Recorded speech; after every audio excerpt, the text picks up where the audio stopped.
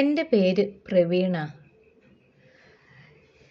എനിക്കിപ്പോൾ ഒരു 24 വയസ്സ് വീട്ടിൽ ചുമ്മാ ഇരിക്കുന്ന സമയത്താണ് ഒരാഗ്രഹം തോന്നിയത്. വേറൊന്നുമില്ല കേട്ടോ, ബൈക്ക് ബുള്ളറ്റ് ഓടിക്കാൻ പഠിക്കണം എന്ന ആഗ്രഹമാണ്. സത്യത്തിൽ എനിക്ക് മിക്ക ബൈക്കുകളും ഓടിക്കാമായിരുന്നു, പക്ഷേ ബുള്ളറ്റിൻ്റെ കാര്യത്തിൽ അന്നേരം തന്നെ എൻ്റെ കൈയും കാലൊക്കെ വിറയ്ക്കാൻ തുടങ്ങും. ഞാൻ പൊതുവേ ഒരു ലോലനാണ് കേട്ടോ. മാത്രമല്ല 4 അടി 3 ഇഞ്ച് ഉയരവും മെലിഞ്ഞ ശരീരവുമായ കാരണം ബുള്ളറ്റ് താങ്ങി പിടിക്കാൻ വരെ എനിക്ക് സാധിച്ചിരുന്നില്ല. ഉയരക്കുറവ് കാരണം ഹീൽ കൂടിയ ഷൂവോ ചെരുപ്പോ ധരിച്ചാണ് ഞാൻ ബൈക്ക് ഓടിച്ചിരുന്നത്. അപ്പോൾ പിന്നെ ബുള്ളറ്റിൻ്റെ കാര്യം പറയണ്ടല്ലോ. സംഗതി എളുപ്പമാണെന്ന് എനിക്കറിയാം, പക്ഷേ ശരീരാരോഗ്യം ബുള്ളറ്റിനെ ചുമക്കാൻ പറ്റിയതായിരുന്നില്ല. എൻ്റെ അമ്മയുടെ അനുജൻ്റെ വീട്ടിൽ ബുള്ളറ്റും കാറൊക്കെ ഉണ്ടായിരുന്നു. മാമൻ ജോലിക്ക് കാറിൽ പോയാൽ ഞാൻ പിന്നെ ബുള്ളറ്റിന് പുറത്ത് കയറി ഇരിപ്പാണ് പരിപാടി. മര്യാദയ്ക്ക് ഭക്ഷണം വരെ കഴിക്കത്തില്ല. എങ്ങനെയെങ്കിലും ഈ പണ്ടാരം പഠിച്ചിട്ടേ ഞാൻ അടങ്ങൂ എന്നായിരുന്നു എൻ്റെ മനസ്സിൽ. ഒരു പെണ്ണിൻ്റെ ആരോഗ്യം വരെ എനിക്കില്ല എന്ന ചിന്ത എന്നെ കൂടുതൽ വാശി പിടിപ്പിച്ചിരുന്നു. അങ്ങനെ ഞാൻ ബുള്ളറ്റിൽ കയറിയിരുന്നു കാലൊരു പ്രകാരം നിലത്ത് കുത്തി ഇഴഞ്ഞ് തള്ളി പഠിക്കാൻ ശ്രമിച്ചു. ചുരുക്കി പറഞ്ഞാൽ ബുള്ളറ്റ് സ്റ്റാർട്ട് ചെയ്ത് രണ്ടും കൽപ്പിച്ച് ക്ലച്ച് വിട്ടതും അതുപോയി തൊട്ടടുത്തുള്ള തോട്ടത്തിൽ കയ്യാലയിൽ ഇടിച്ചു മറിഞ്ഞു.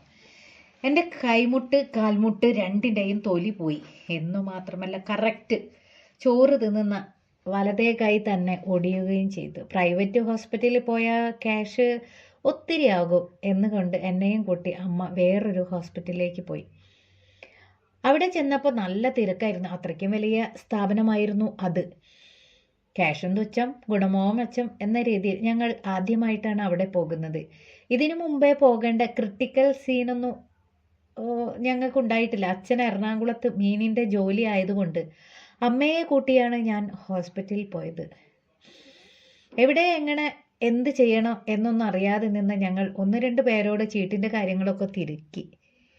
പലരും പറഞ്ഞതനുസരിച്ച് ഞങ്ങൾ നടന്നതും രമേ എന്ന് എൻ്റെ അമ്മ രമയെ ആരോ വിളിക്കുന്നത് പോലെ തോന്നി. ഞങ്ങൾ തിരിഞ്ഞു നോക്കിയപ്പോൾ കറുത്ത ആക്റ്റീവയിൽ ആകാശനീല നിറത്തിലുള്ള ചുരിദാറും അതിൻ്റെ മുകളിൽ കരിനീല നിറത്തിലുള്ള ഹാഫ് കോട്ടും ധരിച്ച് 50-നോടടുത്ത് പ്രായം തോന്നിക്കുന്ന ഒരു സ്ത്രീ മങ്ങിയ പിങ്ക് ഹെൽമെറ്റും ധരിച്ച് ഞങ്ങളുടെ മുന്നിലേക്ക് മെല്ലെ വണ്ടി നിർത്തി.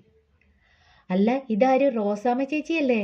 ദൈവമേ എന്ന് ഭയങ്കര സന്തോഷത്തിൽ കുറച്ചുറക്കെ തന്നെ ചിരിച്ചുകൊണ്ട് എൻ്റെ അമ്മ രമ ആ സ്ത്രീയോട് വർഷങ്ങൾക്ക് ശേഷം കണ്ട ഭാവത്തിൽ സംസാരിച്ചു.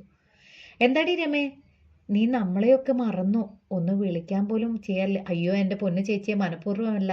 എൻ്റെ പഴയ ഫോണ് കിണറ്റുകരയിൽ വെച്ചിട്ട് വെള്ളം കോരുന്ന ഇടയിൽ കിണറ്റിലേക്ക് പോയി.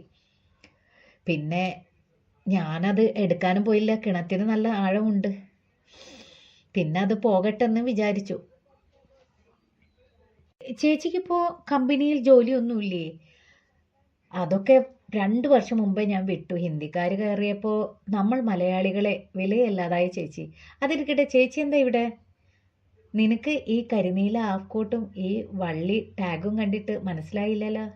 എടി, ഞാൻ ഇവിടുത്തെ ക്ലീനിങ് സൂപ്പർവൈസറാണ്. കമ്പനിയിൽ നിന്ന് ഇറങ്ങി നേരെ ചില്ലറ റെക്കമെൻഡിലൂടെ കിട്ടിയ ജോലിയാണ്. ആഹാ, കൊള്ളാലോ ചേച്ചി, നല്ല ശമ്പളം ഉണ്ടാക്കാൻ. എന്തുകൊണ്ട് ശമ്പളം? രമേ, അങ്ങേര് മരിച്ചിട്ട് 7-8 വർഷം കഴിഞ്ഞു. അന്ന് മുതൽ പണിക്ക് ഇറങ്ങിയതാ. മൂത്തവളെ ഇറക്കി വിട്ടു. ഇളയവൻ പഠിക്കുന്നത് എൻജിനീയറിങ്ങോ 3 വർഷം കഴിഞ്ഞു. കുട്ടു എൻജിനീയറിങ്ങിനാണോ പഠിക്കുന്നത്? ചേച്ചിയുടെ കൂടെ പണ്ട് കമ്പനിയിൽ വരുന്ന സമയം ചെറിയ ചെക്കനായിരുന്നു. ഇപ്പോഴത്തെ പിള്ളേരൊക്കെ കണ്ണടച്ച് തുറക്കുന്ന നേരം കൊണ്ട് വളരും. അതിരിക്കട്ടെ, എന്താ നിന്റെ മോന് പറ്റിയത്? ഒന്ന് പറയണ്ട റോസമ്മച്ചി, അവൻ ബുള്ളറ്റ് ഓടിക്കാൻ പഠിച്ചതാ ഈ കാണുന്നത്. കർത്താവേ, ഇവന് വണ്ടിയൊക്കെ ഓടിക്കാൻ പ്രായമായോ? കൊച്ചു പയ്യനല്ലേ? എന്താ കുഞ്ഞെ വേണ്ടാത്തതൊക്കെ ഒപ്പിക്കണേ? റോസമ്മ ചേച്ചി ദയനീയ അല്പം കലർത്തി ചോദിച്ചു. ഞാൻ ചെറിയ ചമ്മലോടെ തല കുമ്പിട്ട് നിന്ന്. അവനെ കാണാൻ കുഞ്ഞെന്നേ ഉള്ളൂ. ഈ വരുന്ന സെപ്റ്റംബർ 24 കഴിഞ്ഞു. 25 തികയാൻ പോവുകയാണ്. ഉടയ തമ്പുരാനെ, ഞാൻ എന്താ ഈ കേൾക്കണത്? രമേ, 24 വയസ്സൊക്കെ ആയോ ഇവന്? കണ്ടാ തോന്നില്ല കേട്ടോ. ഒരു വക കഴിക്കത്തില്ലേ റോസമ്മച്ചി? അതാ ഈ കോലം. ഒരെണ്ണമേ ഉള്ളൂ എന്ന് കരുതി വീട്ടിൽ ചേട്ടനും ഞാനും മേടിച്ച് കൊടുക്കാത്ത ഭക്ഷണമൊന്നുമില്ല. പക്ഷെ ഏത് ഇഷ്ടത്തിനും ഞങ്ങൾ ഇവൻ്റെയൊക്കെ ഏത് ഇഷ്ടത്തിന് ഞങ്ങൾ എതിര് നിൽക്കാറില്ല. ഇതാ ചേച്ചി കയ്യിലിരിപ്പ്, വല്ലത് കഴിക്കു കുട്ടാ. എൻ്റെ കുട്ടനെ നീ കണ്ടിട്ടില്ലല്ലോ, ആള് എന്നെ പോലെ തന്നെ അജാനബാഹുവാണ്. ശരിയാണ്, ചേച്ചി ഒത്ത ഒരു അമ്മായി തന്നെയായിരുന്നു. വനിതാ കണ്ടക്ടർമാർ ഇടുന്ന ആകാശനീല ചുരിദാറും കരിനീല ഹാഫ് കോട്ടും ലൂസായ കരിനീല പാൻറ്റും ഇട്ട് അത്യാവശ്യമൊക്കെ കറുപ്പും വെളുപ്പും കലർന്ന മുടിയുടെ നര കറുത്ത് കൊഴുത്ത ഒരു സ്ത്രീ. യൂണിഫോം കണ്ടാൽ കണ്ടക്ടർ ആണെന്നേ തോന്നും. പക്ഷെ നല്ല സൈസായിരുന്നു ചേച്ചി. അത്യാവശ്യം എടുക്കാൻ മാത്രമുണ്ട് കാല്. എൻ്റെ ശരീര വലുപ്പത്തിനേക്കാൾ വണ്ണം അവരുടെ മാമ്പഴത്തിനായിരുന്നു. അതാണെങ്കിൽ കോട്ടിനുള്ളിൽ നിന്ന് തള്ളി നിൽക്കുന്നത് പോലെയുണ്ട്. പെട്ടെന്ന് അവരുടെ ചോദ്യം കേട്ടാണ് ഞാൻ ഞെട്ടി ആലോചനയിൽ നിന്നുണരുന്നത്. എന്താ നീ ആലോചിക്കുന്നത് എന്ന് പറഞ്ഞ് ചേച്ചി എൻ്റെ തലയിലേക്ക് കൈയെത്തിച്ചു ഒന്ന് തലോടി. ഞാൻ ചമ്മലോടെ എന്ന് മൂളി. വാരമേ, വണ്ടിയിൽ കയറി, ചുമ്മാ നടന്ന് ക്ഷീണിക്കണ്ട കേട്ടോ. ഓപ്പിയൊക്കെ ഞാൻ കാണിച്ചു തരാം. വേണ്ട ചേച്ചി, ഈ കാണുന്നതല്ലേ, ഞങ്ങൾ കുറച്ച് നടന്നോളാം. നീ എങ്ങോട്ട് പിറകിലേക്ക് കയറിക്കോ രമേ എന്ന് പറഞ്ഞ് ചേച്ചി പരുക്കനായി അമ്മയെ ശകാരിച്ചു. ഈ ചേച്ചിയുടെ ഒരു കാര്യം എന്ന് പറഞ്ഞ് അമ്മ ആ ആൻറ്റിയുടെ പിറകിലായി ആക്റ്റീവയിൽ ഇരുന്നു. മോ മുന്നിൽ കയറി ചേച്ചിയുടെ മടിയിലിരുന്നോ എന്ന് പറഞ്ഞ് ഒടിഞ്ഞ കൈ വിടിവിച്ച് മറ്റേ കൈ കൊണ്ട് റോസമ്മ ചേച്ചി തൻ്റെ 2 വലിയ തുടകൾക്ക് ഇടയിലേക്ക് എന്നെ പിടിച്ചിരുത്തി. ഞാൻ മടിച്ച് ശരിക്കും നാണിച്ചു ആ വലിയ സ്ത്രീയുടെ മടിയിൽ കയറിയിരുന്നു.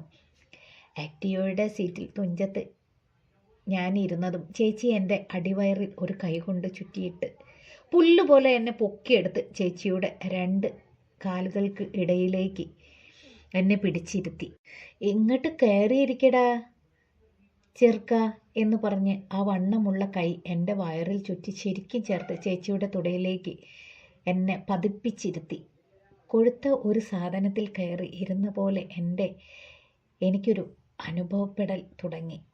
എന്നെ ശരിക്കും ചേർത്തിരുത്തി തുടകൾ ശരിക്കും പറഞ്ഞാൽ കവച്ചു വെച്ച് ചേച്ചി വണ്ടി ഓടിച്ചു.